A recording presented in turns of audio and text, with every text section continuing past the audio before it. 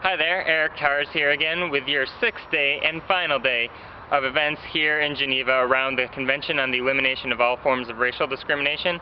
I'm here outside the UN building where we just heard testimony from the government that, from our perspective, was not only disappointing but a little bit scary.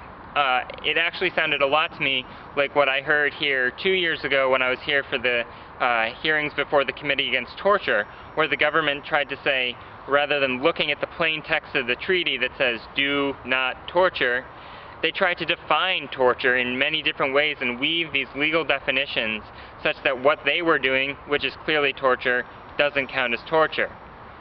Same thing today. The treaty clearly says you can't discriminate on the basis of race, and that if there is discrimination, the government has to do something about it. And that discrimination is defined not only to include intentional discrimination, what we usually think of as racist acts in the US, but also things with discriminatory effect. So, for example, if you have 13% of the population that is African American, but 50% of the homeless population is African American, and 90% in some cities like Chicago of the homeless population is African American, that is a clear example of policies that are having a disparate effect on the people and that the government is responsible to remedy. Instead, the U.S. was trying to argue that they only have to take action where there's proof of intent to discriminate, that other things may, those disparate effects may just be the result of correlations rather than causation.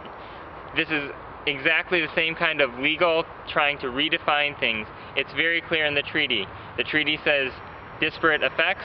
So if you have those effects, if you can see on paper 50% of the people are homeless, are African American, and that's way overrepresenting them in society, that's something that the government needs to take responsibility for. The other thing that was a little bit scary was how they were trying to say that in addition to government, the private sector has its responsibilities. This is clearly true, but under the treaty which they signed, it's the government that has the ultimate responsibility, and they can't try and pass that off and say the private sector isn't doing its job. No, they have the responsibility to ensure the rights under the treaty.